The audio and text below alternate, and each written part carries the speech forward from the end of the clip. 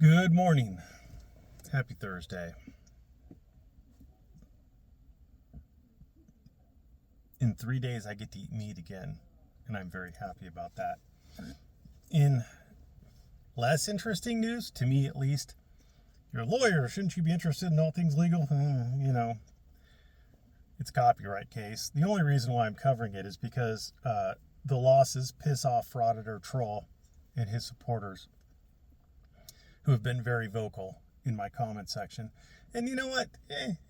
Fuck them. Anyway, two orders were issued in the DMA versus Frauditor Troll case. Number one, the important one,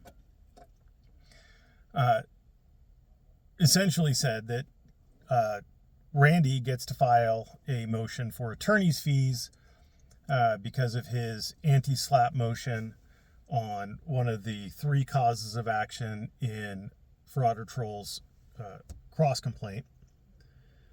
Counterclaims. One of the counterclaims. Counterclaim number 3, I believe, if I remember correctly. So he gets to file a motion for attorney's fees. So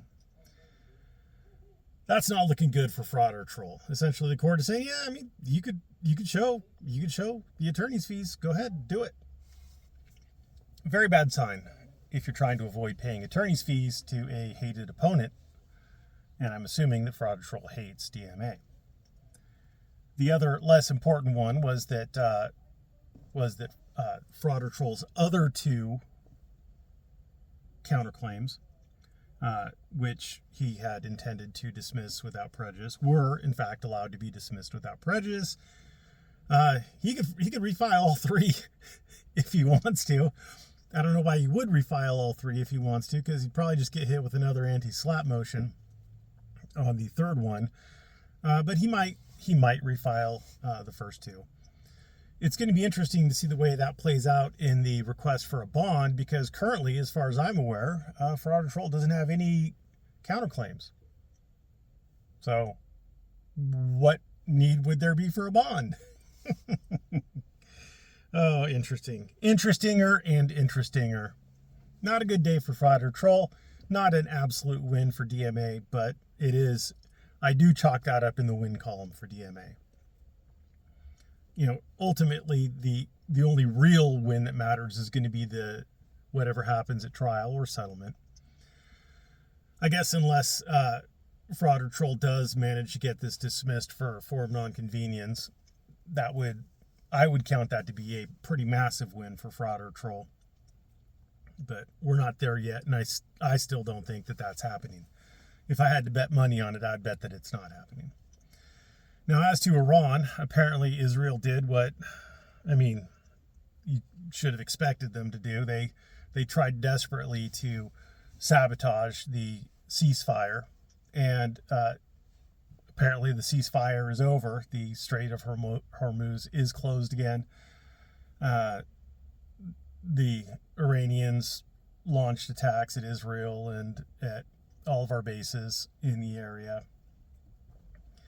And why did they do that? Well, they did it because Israel decided that, no, we're not going to consider Lebanon to be part of the ceasefire deal. And we're going to not just continue to attack, but double down on attacks. And they launched massive airstrikes into Lebanon. Lebanon's a funny country.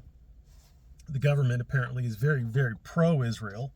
Now, why would you be very pro a country that's invading you and blowing up your civilian infrastructure, attacking apartment buildings, leveling cities and towns, hitting schools and hospitals and things like that, which is Israel's MO. That's what they do. That's what they did in Gaza. That's what they did in every attack in Lebanon. That's what they did when they were bombing Syria. When they attack into the West Bank, it is literally par for the course. It's what they do. It's how they conduct war. Now, the Christian side of me, I don't like to see civilians, either Israeli or Lebanese or Palestinian or whoever. I don't like to see civilians hurt. I don't like to see innocents killed and maimed. But politically speaking, I don't give a shit if Israel and Lebanon are at war. I just don't care. As long as the U.S. isn't involved, I just don't care. Let them kill each other. I don't care. But back to Lebanon. A major power in Lebanon is Hezbollah. They are apparently, they have seats in their parliament, whatever. You know, it's a representative democracy, and so it's just all just shit. But they're also a major military force. There is a Lebanese army who's not doing anything, as far as I can tell, to protect the citizens of the country and to protect the borders. And then there's Hezbollah, which is actively resisting Israel. And I say resisting because Israel attacked Lebanon. I mean, there's an old Russian saying that I'm going to adapt for the purpose of this video, is that Israel will always tell you what happens to it, but never why. And again, I don't care as long as the U.S. isn't involved in any way, as long as our troops aren't in the area, as long as we're not funding it. I mean, I guess we are funding everything that Israel does because we give them massive amounts of aid, not just aid that we have on the books, but mystery aid. I mean, you know, there's probably a reason why the Defense Department has never passed an audit, probably because we give them a whole bunch of military supplies on the DL. That's my guess. That's speculation. Do with it what you will.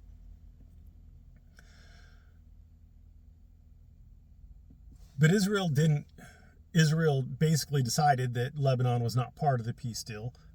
Both Iran and Pakistan insist that it was, and Pakistan was the mediator, so I have no reason to doubt what Pakistan is saying. Now, of course, the pro-Israel boys will say, how do you know? Like, look, if the U.S. and Iran were using Pakistan as the middleman, then I have to trust what, just like in a mediation, if the parties come up with an agreement at mediation and then they subsequently disagree on the terms of that mediated agreement, you go and you talk to the mediator to see what the mediator's notes are, see what the mediator says the agreement was. So you got to trust the mediator, and Pakistan is the closest thing to a mediator. They're at least the middleman. They know what messages were passed back and forth. They know what terms were sent back and forth. And so they're the people you have to trust. They don't have a vested interest in either side. I mean, Pakistan was placed into a pretty difficult position because they have a defense agreement with the Kingdom of Saudi Arabia, and Iran is currently attacking targets in the Kingdom of Saudi Arabia. So they're in a difficult position. I don't see that they're biased towards Iran or towards the allies. So yeah, I fully expected Israel to try to sabotage the deal. Israel and the U.S. have different goals. They have different levels of involvement in this. They have actually competing cross goals, counter goals. Their interests in this are not the U.S.'s, at least stated interests in this. I don't think the U.S. has any interest in this other than to get the Strait of Hormuz reopened and to get the F out of Dodge. One of the very pro-Zionist, very pro-Israel commenters who is, I mean, I've got 3 or 4, maybe 5 really pro-Zion. They're all over my comment sections, and they're all dumb as dog shit, spouting propaganda with no clear basis in reality. Just regurgitating pro-Israel talking points as if they can be trusted. But he basically said that the Iranians are terrible people. They use civilians as human shields, and I think he's referring, I don't know, he's retarded, so I'm just trying to give him the benefit of the doubt. After the second time Israel attacked the nuclear power plant in Iran, and after Trump said essentially that he was going to wipe the entire Iranian civilization off the map, the citizens, some citizens of Iran, sua sponte, of their own accord, went to the power plant to essentially form a human shield. Now, we know Israel struck that power plant, struck the power plant, not surrounding facilities, the power plant, the nuclear power plant twice, at least twice, maybe more. I know of two, maybe more. We know that at least one civilian worker at that power plant was killed and more were injured. Due to the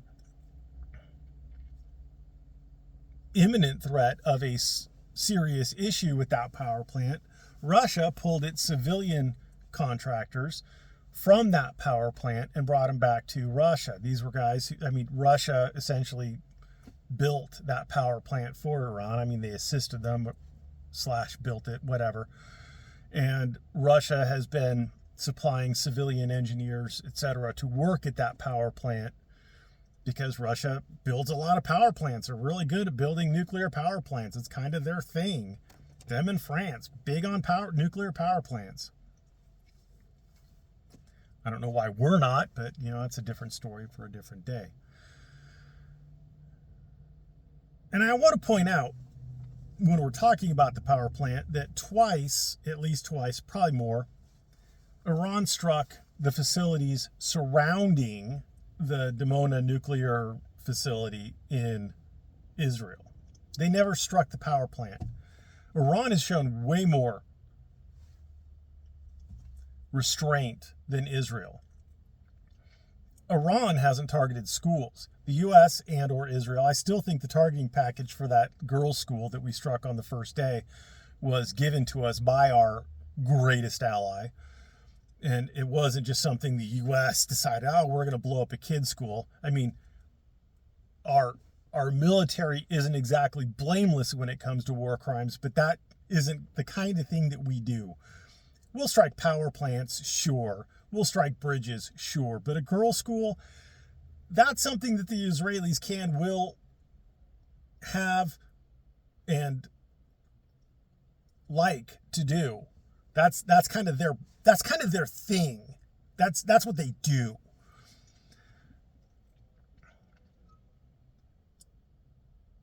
So Iran has shown great restraint. And I have seen a lot of things which make me believe that it's in fact Israel and not Iran that uses human shields. Through the Gaza war, through the 12-day war, and through this war, I have seen numerous videos of Israeli soldiers barracked in schools. I have seen an Israeli citizen took a video of I think it was an elementary school, where the parking lot was full of IDF vehicles. Why would the IDF have vehicles at an elementary school? They're using that elementary school as a human shield. There was a hospital in Israel that was hit. I think it was in the 12-day war. I think it was in the 12-day war. And Iran struck this hospital, but then when you actually got past the Western reporting and you actually looked at reporting that was independent, there was a military headquarters right across the street from that hospital that was struck. And the hospital was hit with blast damage, incidental blast damage. It wasn't a direct strike on the hospital. Israel will always tell you what happened to it, but never tell you why. And again, just about everything that I have seen that Iran has done has been in response to aggression from the U.S. and or Israel. Funding Hezbollah. Why would they fund Hezbollah? I don't know. Maybe because Israel has a history of invading Lebanon and Hezbollah has a history of resisting that. Israel has a history of wiping out minorities, ethnic and religious minorities, and Iran doesn't really want the Shia Muslims to get wiped out. And you're going to say, that's just because they're Shia. Well, sure. But I saw a news article recently in the last few days, maybe 4 or 5 days, maybe 6, sometime recently, where Israel and or the US attacked a synagogue in Iran. Now, Iran are these terrible, terrible people, right? Terrible people. Oh, they're the worst. They want to wipe democracy off the map. They want to kill Jews. And yet there is a synagogue in Iran that Israel, not Iran, attacked. Weird how Iran has a thriving Christian community, and while they don't have a lot of Jews, they don't attack the Jews. Crazy, I know. And yet you've seen a lot of reporting recently, probably from various channels, about how Israel treats Christians in Israel. There's a lot of Palestinian Christians. Israel decided that the Catholics can't use the tomb of the Holy Sepulchre, or whatever it was. I'm not Catholic. But thousands of years throughout the entire Ottoman Empire, where that region was controlled by Muslims, the Catholic Church has been able to have that Easter celebration there. And now under Israel, it's not.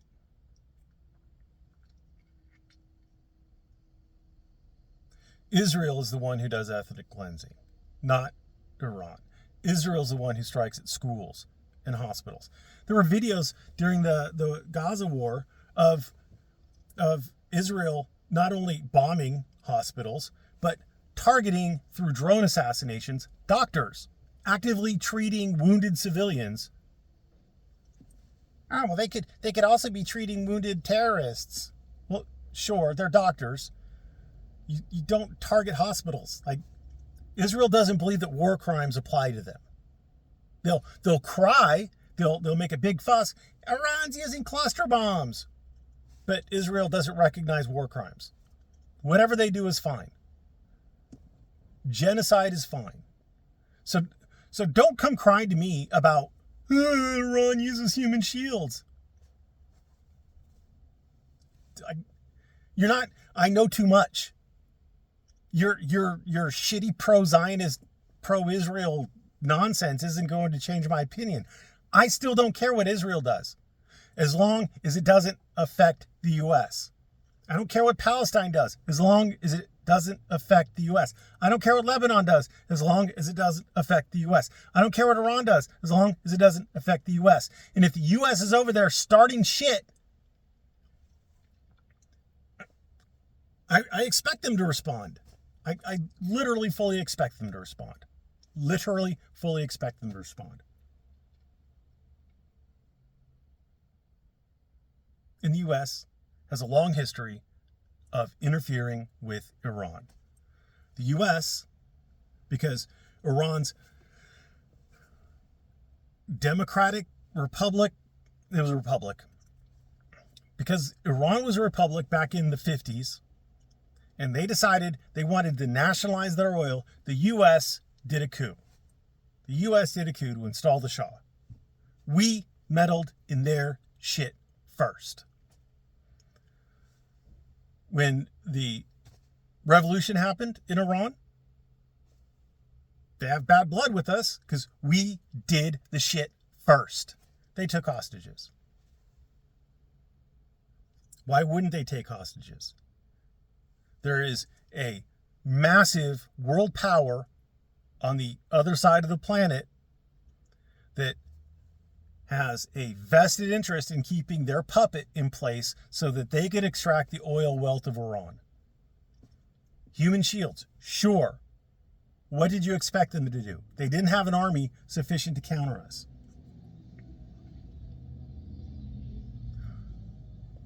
But we sure didn't seem to give a shit because we were selling them arms. You remember the Iran-Contra affair? Iran-Contra? We were selling arms to the Contras to buy third-party arms to sell to Iran. At the same time, we were funding Iraq. Why did we care? Why were we doing this? Well, we didn't actually have a vested interest in it. Israel did. I wonder why. I wonder why we were doing all that.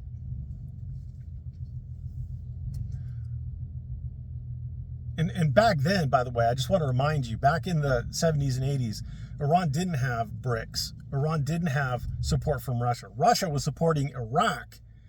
They were selling arms to Iraq during the Iraq-Iran war. China wasn't their ally. They were all alone.